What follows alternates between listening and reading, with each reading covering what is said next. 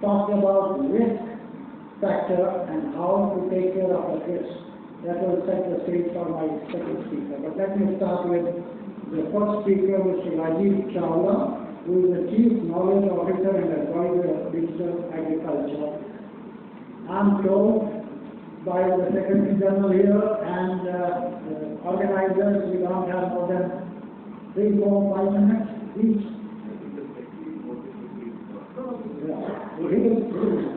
Great. I will be standing here. You please start. I just limit my talk to how can the digital infrastructure, digital technologies help in agriculture, and what is the ministry and the leadership of Mr. Manoj are doing. We are developing a system called AgriStack. This is like Aadhaar in the farming sector. There are some differences but large similarities. Aadhaar only gives you demographic details. In case of AgriStack, it would give you very important but basic details about farmers. Are you a farmer? If yes, what are your lands? Where are those lands located? That means the geo-coordinates. And of course, what is the crop grown on each of that land? So these 3 basic information: are you a owner of the land? Where are your lands? How much land? What is the crop grown? Is what is AgriStack. So you can see it is something similar to AgriStack. Aadhaar. The second thing is that once this data comes into the AgriStack, it will be exposed to UFSI.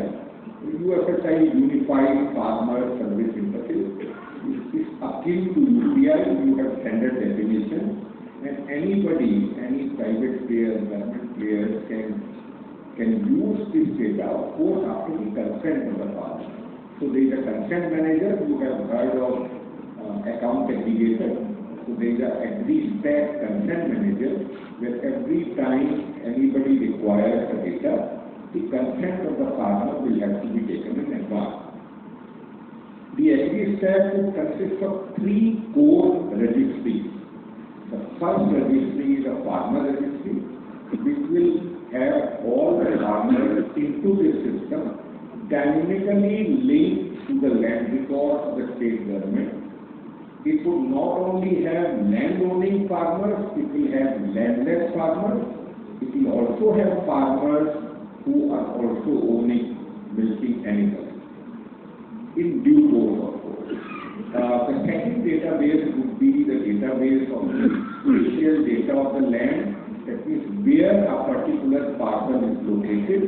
And the third would be the crop data, where about 6 lakh crop surveyors would go across 6.5 to 7 lakh villages every season to pick up the crop on the plot along with the photograph and the data like sowing date, the expected harvest date, the source of irrigation, and some other details. This is a completely federated system. The technology and the standards are being given by Government of India, but these 3 foundational registries, of course there are many other supporting registries like seed registry, crop registry, fertilizer, etc. I will not talk about it, would be built by the state government as per the standards given by Government of India.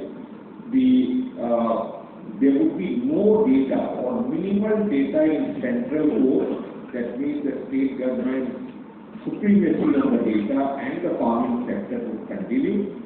For that purpose, there is an MOU between every state and Government of India saying what can Government of India do, what it cannot do more specifically, and what the states can do. The principles of minimalism, universalism, and pluralism. That means all 3 would be there. The government would only create these foundational registries, but the use cases would come from the private sector. They would be able to build on these basic Aadhaar type of infrastructure, AgriStack. They can connect to it, take the consent of the farmer, and then use this data. About 40 states have already done MOU with the central government. The Huge progress has taken place. The crop survey, digital crop survey to create crop registries is being carried out in 15 states, which is a large progress. We have 80 crore parcels in the country and about 40 crore parcels are now being covered under crop survey. You can see the photograph of each crop, you can see the farmer's name. About 4.5 lakh maps of the villages have been digitized and geo-referenced. That means you can actually locate the lat-long of each property, where it stands. And finally, the farmer registry has been created in 5 districts, in 5 states, and it is expected that in coming 1 year, we will have a complete farmer registry available across the country. Thank you. Thank you very much.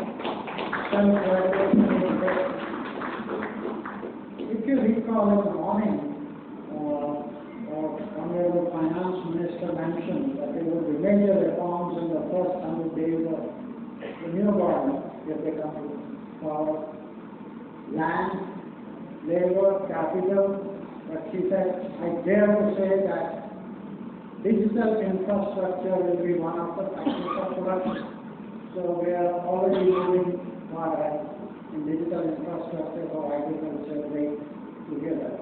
May I invite Ms. Aparna Gidapurkar, Managing Director and Partner, Boston Consulting Group.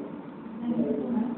I think it's a very bold agenda that we have ahead of us. I think one is crop diversification, value addition, natural resource management. And I think one of the big levers certainly will be digital, as Jalaji mentioned.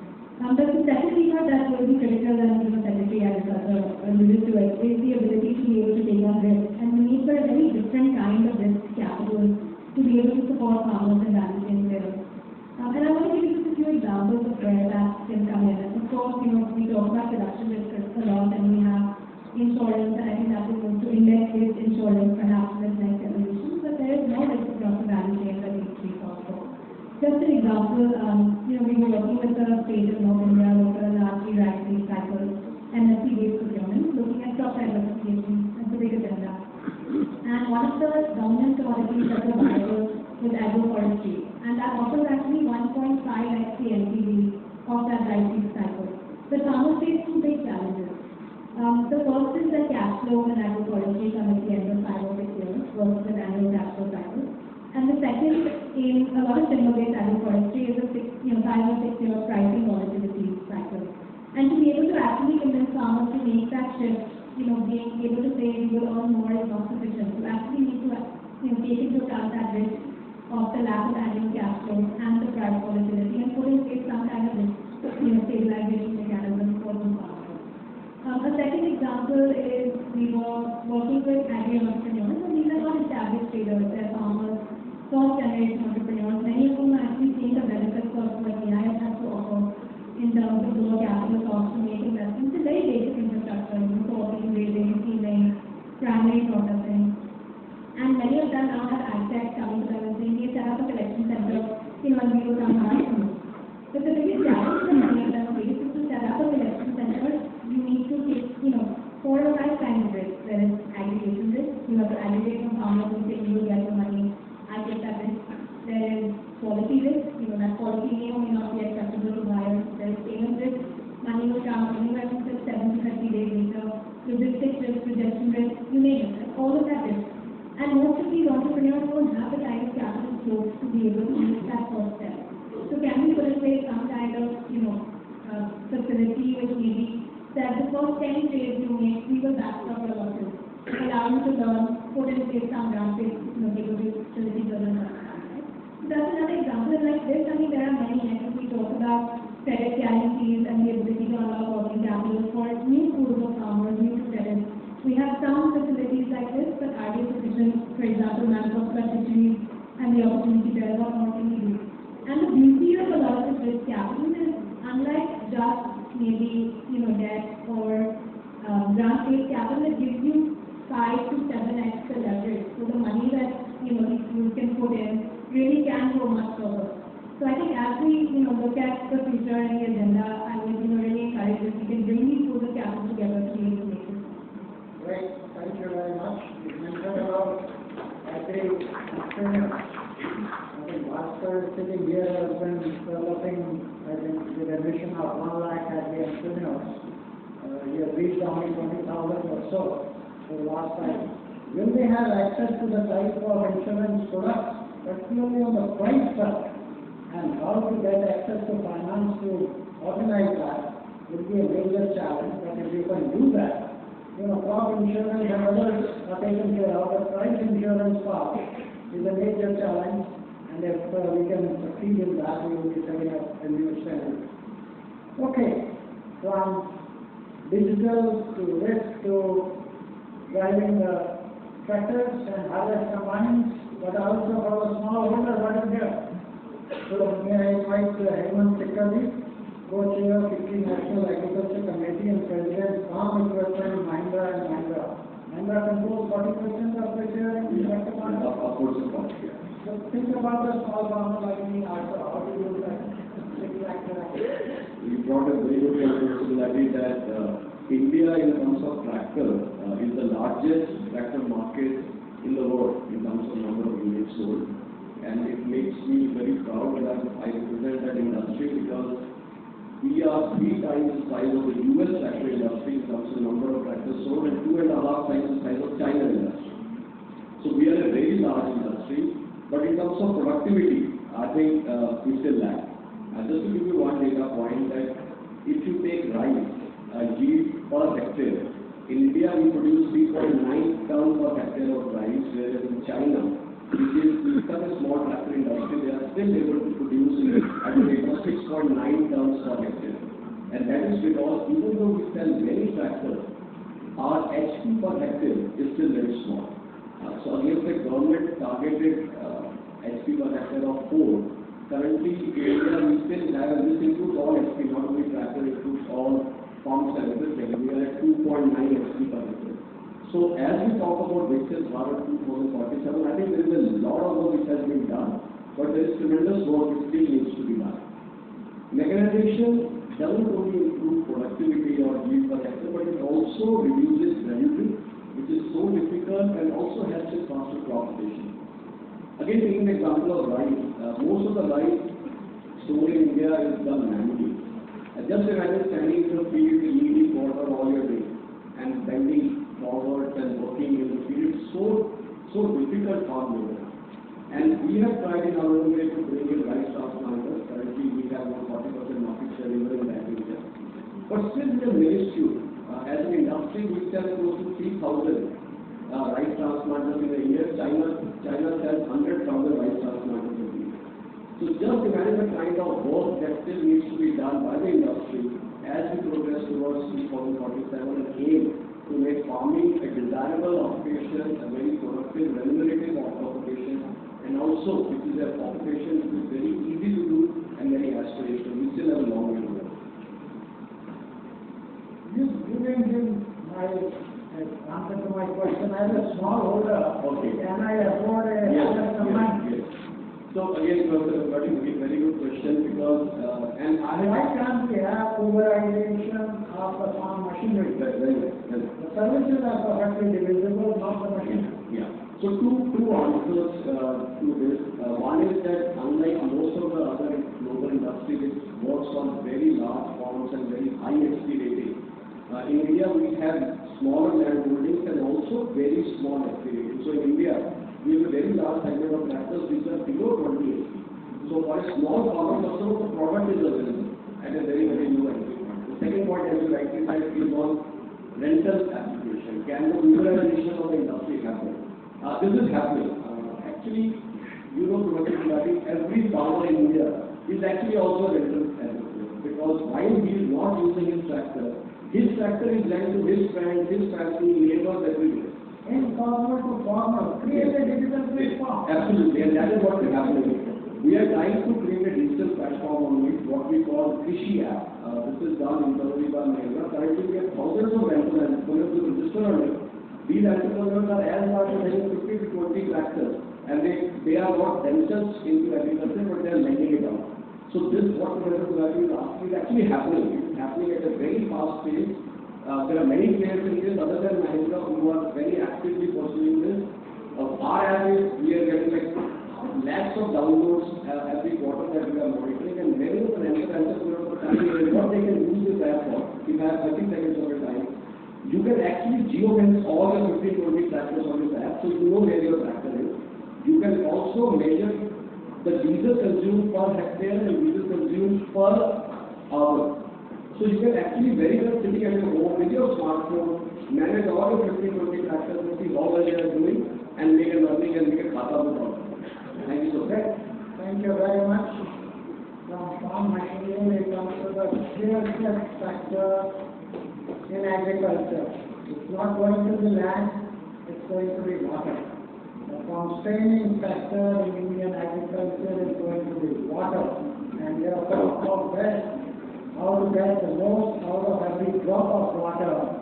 I think Jaswani is going to give us some words of wisdom. Managing Director, we will. Thank you, Professor Nadi. And Secretary Agriculture has touched upon the point of the climate resilience. In my view, the biggest challenge which India is going to face is from the climate change in agriculture. And I'll just give you some data points. As of now, in India, the 36% of the food grain production comes from the food grain or for the both, comes from the rainfed, and 64% comes from the assured irrigation. India is around 143 million hectares of the agriculture is done on the land. Out of that, almost 50% is irrigated and 50% is the rainfed. So 70 million hectares of the land is producing 36% of the food grain, and the balance 70 million hectares is producing 64% of the food grain and product. So, and the second challenge which is coming with the climate change is the number of rainy days are getting increased. The rainfall is same, more or less, but that means the number of dry days are getting increased and increased. So you need to have an assured irrigation in those dry days. And unfortunately or fortunately, in India, around 85% of the fresh water consumed is in agriculture. And for every time we keep comparing ourselves with China, China produces almost 500 million tons of something more than that of food grain, with 60 or almost 40% lesser water consumed. China consumes almost 389 or 390 ppm water to produce 500 million tons of food grain. India consumes reverse of that.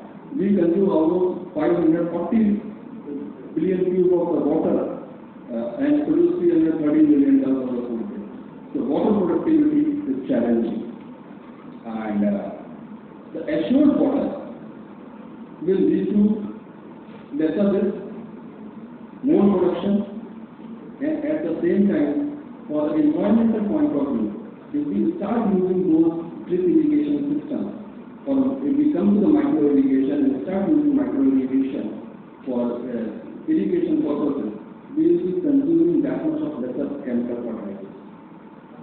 If you use fertigation as a technique, then your nutrition is, I am not talking the water use efficiency, I am talking the nutrition use efficiency. It goes beyond 90%, 95%. While you are using processing method of application of the fertilizers, your nutrition use efficiency is around 50-55%. And look at the amount of money government of India is spending in subsidizing the fertilizer. And out of that, only urea is used. Last year it crosses around more than 2 lakh crore. This year in budget for the Board of Accounts, it's around 164 lakh crore has been put aside for only for the fertilizer subsidy. Imagine that if that is reduced and that amount of money can be utilized somewhere in a better fashion for the better infrastructure creation. So my point is, if we are able to do the assured irrigation to the farmer, production will go up, productivity will go up, environmental is safe, lesser chemical fertilizers, lesser subsidies, better food quality, and at the same time more energy saving, more labor saving, lesser use of chemicals for weed control, because you are irrigating the crop, you are not irrigating the soil or irrigating the field. So the weed crop competition will be lesser. So if we are able to do that, I am sure that in the Viksit Bharat will be able to do a lot of justice. Thank you. Thank you very much. I think I do need to underline some of the things that Mr. Jasper said, because this is critical. 23-24, revised estimate 1,88,000 crores was on fertilizer subsidy. Urea is almost 90% subsidized in this country, lowest in the world. Granular urea that was stored in the field, the plant consumes only 35% of it. Nutrient use efficiency is only 35%. Rest it is going in the environment as nitrous oxide, which is 273 times the carbon equivalent. Or it is going in groundwater, increasing the nitrate content and making groundwater non-potable. So what we are doing is, we are subsidizing for creating poison in the environment. Now if you do soluble fertilizers, which are not subsidized, and you put through fertigation, the nutrient use efficiency goes up from 35 to 90%, and hardly any greenhouse gas emissions. So it's a win-win situation. It doesn't need a rocket science to understand what should be subsidized and what should not be. One of these you need to talk to your counterpart. Okay, the most potent force in agriculture, to give you what Manoj already said, 5 to 10 times the returns of every rupee invested is agri R&D, and the seed is the beginning of the story. So may I request Ravindra K. Agarwal, the promoter chairman, Kisan Craft, to speak on this. Thank you. I believe that agriculture is the most regulated field in India. And for Viksit agriculture, this sector needs to be regulated. There is enough history that anytime you recognize sector, you want higher income for farmers, you want more productivity, please regularize the sector. My specific suggestions are, at the moment, to educate the farmers, we need modern farmers. And it should be done by businesses who can showcase new technology, because farmers will learn by seeing and feeling, they will not learn from any other education campaign. For that, policy changes are required. One is that we have to allow businesses to engage in farming, even if only for water farms. Seeding Act will have to be modified, even if you retain the 54-acre limit, remove the clauses of various categories of land, and then relax regulations by willing farmers, not coercion, not accumulation, that they should be able to sell agricultural land to anybody, so that new people can come in and set up new farms. And then the next is platforms, and I was very encouraged by both Secretary and Mr. Chawla's work on various access platform. But I really need, as I talked to Mr. Chawla as well, is that we need live data on soil, on disease and harvest, because you can face a lot of glut or shortage of the produce. And we from industry will be giving on any data we can make available. I have some ideas which Mr. Chawla has ready to talk to about how we can increase the availability of data, relative data, and increase the leverage. So the farmer can decide correctly across soils, plate harvest. Next platform, which I would really like to push for, is measure greenhouse gases, modify carbon credits by sustainable ideas, for example, DSR, which is a lot of problems. And we are probably one of those leaders in the world, of my company, in the DSR development. For RMA, my specific issues are for seed. We have been doing a lot of work in seed, but to prioritize and promote seed, we only see basic systems. For example, we require state-wide tendency to introduce new seeds rather than the scientific basis of agrochromatic zone-based energy. Some of it is rooted on state subject versus temporary subject, and almost in my lifetime it changed from state versus temporary subject. Remove NBL approval and fees requirement. The Parliament Act already accepts food crops, but NBL still asserts their overall. And we can't do anything without NBL approval, even for food crops, which is contrary to the Parliament Act. The land ownership by CRNE company is really required. Right now it is not allowed. Agricultural land cannot be owned by businesses, and we need stability for our R&D operations. So we need to be able to buy agricultural land. And single window licenses to enable us to sell new seeds across the country. Right now our farmers use Swarna rice. 12 years old, they can't even buy new rice seeds. Even though it's easier for me to export new seeds than selling my own country. And then incentivize R&D and utilization by tax industry, of which there are none, PLI for agricultural sector, of which there is nothing. So this is my request. For water conservation, the thing I would like to raise is lining of canals. And the last one would be that for subsidy, please eliminate subsidy. Go to DBT and resolve many other inverted duty structures. That's it. Thank you very much for highlighting the regulatory issues and what needs to be done. All these who have spoken so far, it's basically to create an ecosystem to benefit the farmer and overall agriculture and the economy. The title of this session is Farmer First, and here is the farmer who is going to speak.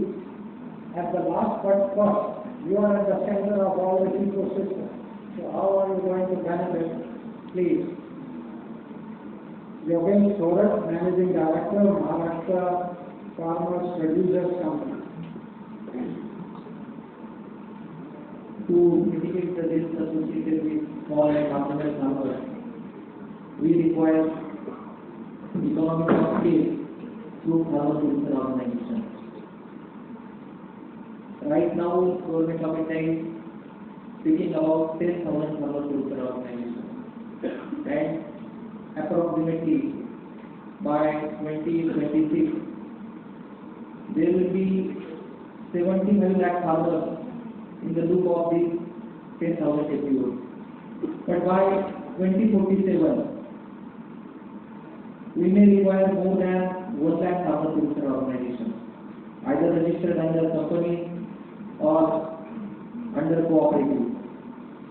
Therefore, to strengthen farmer producer organization should be the priority of the policymakers, industry players, and for that purpose, we need to look forward for the public-private partnership in value chain. Earlier, we spoke about even FICCI had taken initiative for PPP in infrastructure development. But if we are looking for strengthening agri-value chain, this is new era of farmer enterprises, agri startups, and therefore, if industry is supporting through joint ventures, through new institutional arrangement, then investment will come into the sector. Otherwise, creation of agri-infrastructure is not the role of the farmer. Farmers can select, aggregate their commodities. Honorable Finance Minister spoke about warehousing is one of the key areas in upcoming years. Even few days back, Honorable Prime Minister launched world's largest food storage program. So, this infrastructure will be availed by the farmer. But again, next question is how to monetize these commodities. So, monetization of agricultural commodities to mitigate the risk associated with again market, value chain development through processing, that will be highly required. And for that purpose, as everybody spoke about digital infrastructure, we need strong digital infrastructure for the agriculture sector. So digital infrastructure for mapping the credit, mapping the insurance, and even right now procurement of the commodity. We, Mahafarmers Producer Company Limited, since last 3.5 years, handled around 7 lakh metric ton of commodities under MSP program and built the network of 2 lakh plus farmers of pulses. But right now, farmers are saying that we need MSP plus operations. We don't want MSP right now. In case of the pulses, already market prices are more than the MSP. So in that case, what kind of price assurance government is planning? Because at one end we are talking about huge storage. Again, that is going to create another problem for the value chain operations. So strengthening of the farmer producer organization is made of the hour, and I think by 2047, India or Viksit Bharat with strong network of the FPOs will reduce the risk associated with agriculture market through future trading platforms, through AI-driven agriculture, and other digital initiatives. Thank you. Thank you. I'm not going to summarize what they have said. Only one comment. From bees to bazaar, from the seed to the market, we need to integrate. Already because of told us our productivity levels are much lower than China. By the way, China has a smaller holding size than ours. Their arable area is less than ours, but their production is more than double of ours. So, don't tell me it can't be done by the smallholders. It can be done if the other ecosystem is catered to that. My own feeling is we have our policy environment because of our policy is more towards production, and land productivity, not water productivity. Productivity has to go, no doubt about that, and that's the right way. But access to lucrative markets, I think this is where we are lacking. At the drop of a hat, because as consumers we shout to price barrier, put the export control, then we deny the farmer to get what the market should have offered. If you don't let them get that price, then they will ask for MSP. How many crops you can have MSP? 23 crops under MSP are only 28%, less than 28% of the value of agriculture. And as Madam said, their sector is flying without MSP. So we need to get access to markets. So some balancing in the policy has to be done on equal platform. If we can do that, then we can increase the farmer's income not by 3.5%, but by at least 5%, 6%, if not 10%. If we can do that, we will do great justice to our farming community and to the revenue of contingents of industry, because that's from where the demand, mass demand for manufactured products will come. Don't forget about that. With that, may I request to give a big applause to our panelists, and thank you very much to the organizers for inviting us. Over to you, ma'am.